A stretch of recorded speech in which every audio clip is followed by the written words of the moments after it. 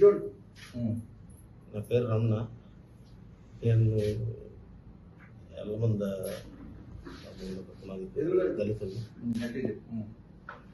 దళితులు అంటే పాపకు మాదిరి నేను జరిగింటే అందరిని ఫోన్ చేసి రమ్మన్నాం. మేము మా భార్య అందరం మేము మా పిల్లలు మేము ఫోన్ చేసి అందరం రమ్మన్నాము. భాస్కర్ రెడ్డి ఆడికి వచ్చినాడు. మమ్మల్ని అడిగినాడు ఏం జరిగింది ఏమేమి విచారిస్తున్నాడు. మేము చెప్పినాము జరిగిన సంగతి అన్నయ్య మారి జరిగింది, వేరే వాళ్ళు ఎవరో తెలియదు కానీ గుర్తు తెలియని వ్యక్తులు పాపం మీరు మారి చేసినారని చెప్పినాము. చెప్తే పాడికి లోపల పోయి చూసినాడు. చూసి పోలీసు వాళ్ళు ఆ పాపను అడుగుతా ఉంటే మీరు లేడీ పోలీసులు ఉంటారు కదా చూస్తారు, మీరు వద్దులే అని చెప్పని వాళ్ళ పోలీసు వాళ్ళకి చెప్పి బయట రమ్మని సార్ అన్న కూడా భాస్కర్ రెడ్డి అన్న కూడా బయటకు వచ్చేసినాడు. బయటకు వచ్చి మళ్ళా మీడియాతో మాట్లాడేటప్పుడు కూడా అన్నాడు, రమణ ఈ మాదిరి ఆడపాప విషయం కదా చూసుకొని మాట్లాడంటే కూడా లేదులన్నా ఆ పాపకు తగిన దెబ్బలు అవన్నీ చూసి నేను బాధపడి అన్న లేదులన్నా ఏమి ఇబ్బంది అయినా పర్వాలేదు కానీ వాడికి ఇట్లా చేసిన వాడికి మాత్రం శిక్ష పడాలి అని నేను అన్నతో కూడా చెప్పినాను. అన్న మీద కేసు కానీ నేను అటువంటి ఏమి పెట్టలేదు, కేసు పెట్టాల్సిన అవసరం లేదు. మా కోసం చూసేదానికి వచ్చి మేము ఫోన్ చేసి రమ్మని మళ్ళీ ఆయన మీద కేసు ఎందుకు పెడతాం? పాపం కదా మాకు, మేము ఎందుకు పెడతాము కేసు? ఊర్లో వాళ్ళందరూ మాకు వాడికి చూసేదానికి వచ్చినారు. ఏదో బిడ్డకి ఏదో జరిగిందంటే ఊర్లో వాళ్ళందరూ చూసేదానికి వచ్చినారు. వాళ్ళ మీద అందరి మీద కేసులు పెట్టారు అని ఇప్పుడు తెలిసింది. అందుకే నేను వచ్చి అక్కడ చెప్పడం జరుగుతాను. నేను ఊర్లో వాళ్ళ మీద ఎవరి మీద కేసు పెట్టలేదు. నా కేసు నేను ఎవరి మీద కేసు పెట్టలేదు, పెట్టాల్సిన అవసరం కూడా లేదు. ఎందుకు వాళ్ళు నా బిడ్డకి బాగా లేకపోతే చూసేదానికి వచ్చినారు, నేను ఎందుకు వాళ్ళ మీద కేసు పెడతాను? పాపం కదా అది. విషయం ఏంటంటే మీడియా ఎక్కువ ఇది చేస్తారు, పేపర్ మీద సంతకం పెట్టమని సంతకం పెట్టించుకున్నాను నా దగ్గర. పోలీసు వాళ్ళు వచ్చి మాదిరి మాటికి మీడియాలో వేస్తారు, బిడ్డను అట్లా ఇట్లా చేస్తారు, సంతకం పెట్టమన్నారు, సంతకం పెట్టిన అంతే. అంతకు తప్పితే నేను ఎవరి మీద కేసు పెట్టమని చెప్పలేదు, నాకెవరు ఇబ్బంది పెట్టలేదు. నన్ను అసలు ఎవరితోనో నాకు వచ్చిన ఇబ్బంది లేదు. నేను ఎందుకు కేసు పెడతాను? నా బిడ్డకి బాగాలేకపోతే ఇబ్బంది జరిగితే చూసేదానికి వచ్చినారు, నేను ఎందుకు కేసు పెడతాను? అది జరిగింది. మళ్ళీ సార్కు వచ్చినాడు డిప్యూటీ టీసీఎం నా దగ్గరికి. నేను వచ్చిన అతని దగ్గరికి వచ్చి విషయం చెప్పిన, సరేలే మాట్లాడదాం రా అని చెప్పని సార్ దగ్గరికి తీసుకొని వచ్చినాడు.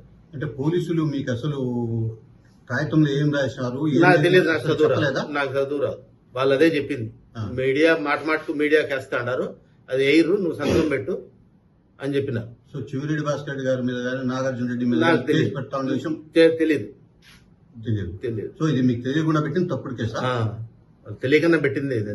ఎవరి మీద నేను ఆయన మీద భాస్కర్ రెడ్డి మీద కానీ నాగార్జున రెడ్డి మీద కానీ ఇంకో ఆయన ఊర్లో ఉండే వాళ్ళందరి మీద కూడా నేను ఎవరి మీద చెప్పలేదు నేను కేసు పెట్టాలి. నేను చెప్పలేదు కేసు పెట్టను. సో ఇప్పుడు ఆ కేసు మీరు వెనక్కి తీసుకుంటారా? అంటే మీరు తెలియకుండా పెట్టారు కదా? తెలియకుండా పెట్టినారు కదా, మరి నేను ఎందుకు పెడతాను? నేను చెప్పింటే కదా మీరు పెట్టాలి, నేను చెప్పలేదు. జరిగిన వాస్తవం అది. నేనైతే చెప్పాల కేసు పెట్టమని వారికి.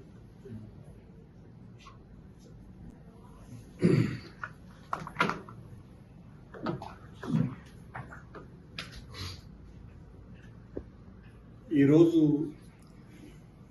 ప్రభుత్వంలో మేము లేము, మాది అధికారం కాదు, పోలీసు వ్యవస్థ మా కింద పనిచేయటం లేదు.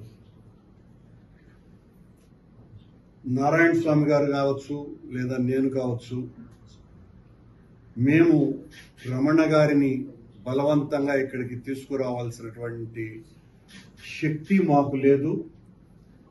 ఆయన చేత ఇలా చెప్పించాల్సినటువంటి, బలవంతంగా ఆయన్ని ఒప్పించి ఈ రకంగా చెప్పు అనాల్సినటువంటి శక్తి సామర్థ్యాలు మాకు లేవు.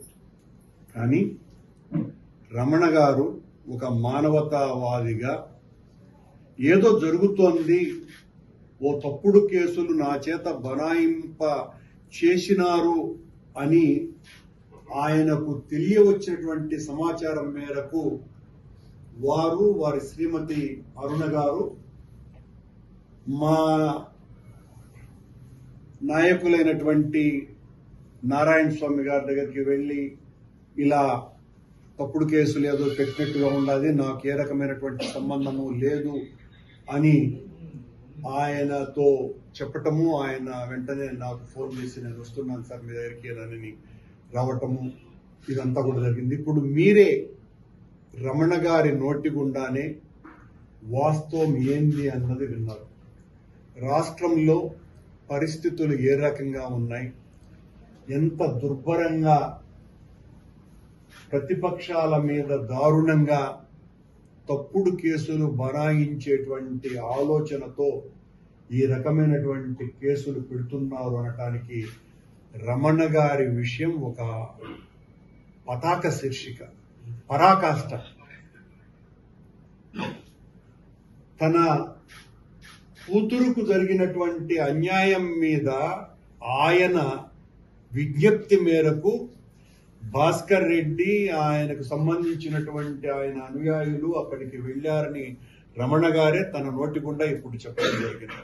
ఇక్కడ భాస్కర్ రెడ్డికి తానే పరిగెత్తుకు వెళ్ళి అక్కడ ఏదో జరిగింది అని, ఆయన ఏదో తప్పుడు ఆరోపణలు చేసినట్టుగా వచ్చినటువంటిదంతా కూడా అభూత కల్పన అని చాలా స్పష్టంగా తేలిపోయింది.